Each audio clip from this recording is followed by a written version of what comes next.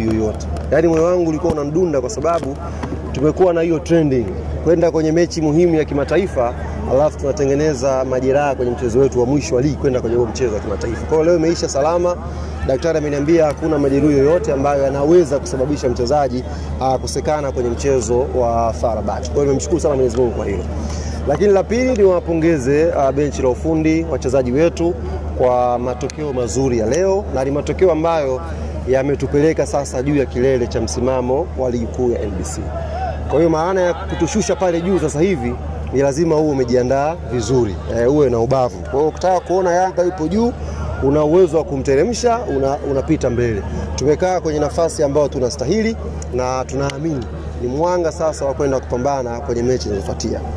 Kipindi cha kwanza ni kweli hatukucheza vizuri sana. Na hatukucheza vizuri sio kwa sababu tulikuwa na uzembe. Hatukucheza vizuri kwa sababu KMC pia na wao walicheza vizuri first half. Walijaribu kucheza vizuri sana kwenye kujilinda hapa nyuma. Nafasi ya kwanza ambayo tulipata kupitisha mpira wetu kwa Pacome kwenda kwa Maxi tukafunga. Lakini ukiangalia dakika nyingine zote walikuwa watuforce twende pembeni tupige cross. Tulikuwa hatupati nafasi ya kupita katikati, kupita vile ambavyo Yanga tumezoea kupita. Na wakawa na ushap. Baada ya sisi kufunga goli ni kama tuka switch off kidogo, wakawa na ushap, tukafanya mistake hapa, wakapata foul.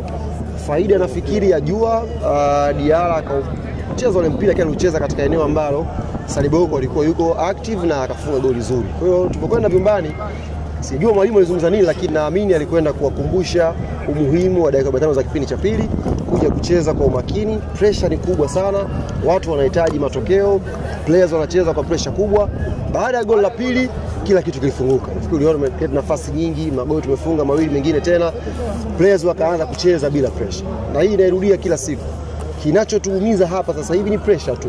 Pressure hii ikipotea, tukianza kushinda kwa ushindi comfortable namna hii, tukashinda kwenye michezo mikubwa, tutakuwa kwenye nafasi nzuri ya players kuonyesha zaidi kile ambacho wako nacho. Kama pressure inaanza kuondoka sasa kwa Andy Boyeli Tembo, ndio amefanya vizuri sana. Sisi niwape kidogo shule hapa. Nimeona kuna mtu mmoja yule akili hana. Ningesema tu bahati mbaya hapa, yule akili hana. Alikuwa anazungumza kuhusu usajili ambao Yanga wamefanya msimu huu. Baada ya kutoa kikosi akasema, mbona wanaanza wale wa msimu uliopita? Jamani, sisi tulifanya usajili kwa ajili ya kuboresha timu yetu. Hatukufanya usajili kwa ajili ya kujenga timu yetu.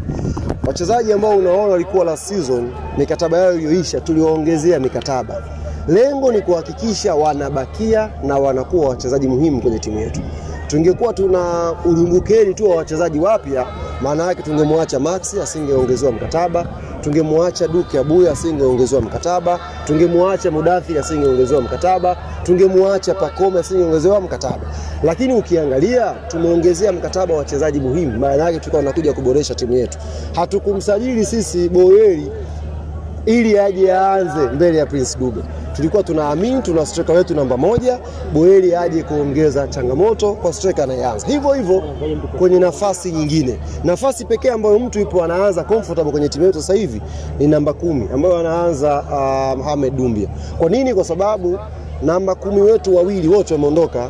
Ameondoka Zizi, ameondoka Chama. Kwa hiyo Dumbia ndio namba 10 mpya, ndio maana anaanza. Hata Mzizi angekuwa fit, maana yake hata Chikola angekuwa anakaa mbao. Sio, unaelewa? Kwa hiyo sisi hatukwenda kujenga timu, tulikwenda kuboresha timu. Kwa hiyo hawa wapi wanaokuja hawa mdogo mdogo wanatakiwa waingie kwenye timu kwa kuonyesha ushindani. Kama hivi anaanza Dube, akija Boyeli anatakiwa aonyeshe kwamba anaweza kucheza vizuri kwenye nafasi.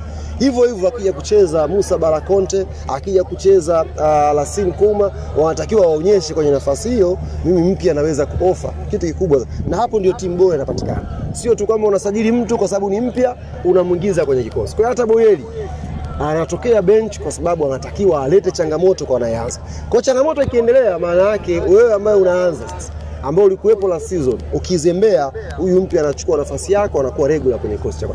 Sasa hii ni shule ambayo nilitakiwa niwaite, niwaeke chini, mlipie ni wapi. Lakini bahati nzuri tu leo na mood nzuri nimewagea hifadhi.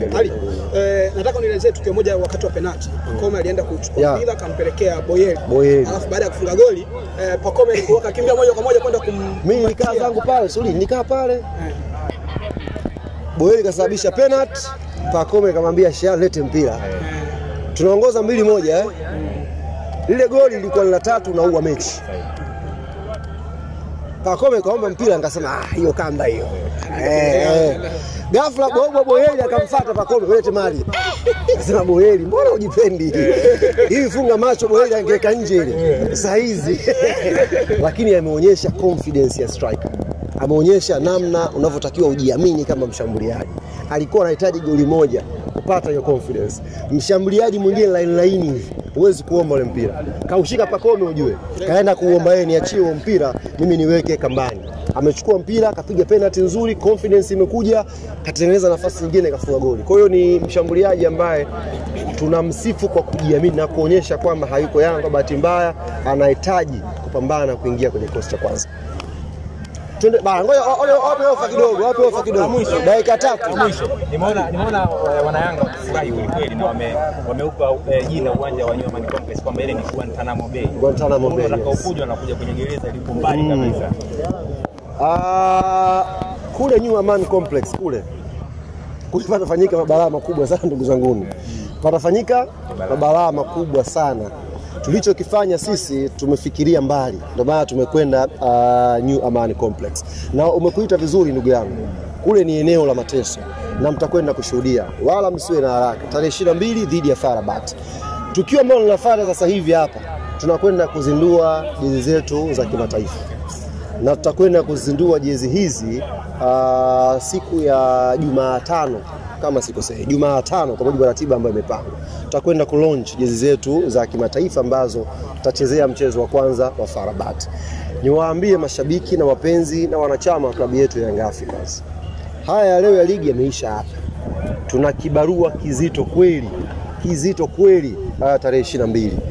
Tupo kwenye kundi gumu, tupo kwenye kundi zito, na sisi kwa sababu ni timu kubwa ndio tumeweka ugumu pia kwenye hilo kundi. Ingekuwa si ni timu mbovu tu, watu wangesema kundi hili kundi mchekea, lakini tumekwenda pale kwa sababu tuna deserve kuwa miongoni mwa story kubwa Afrika.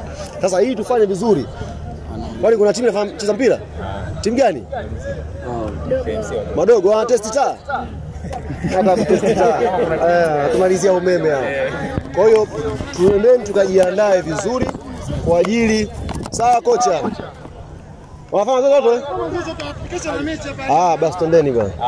Sasa kaka zao wamepigwa 4.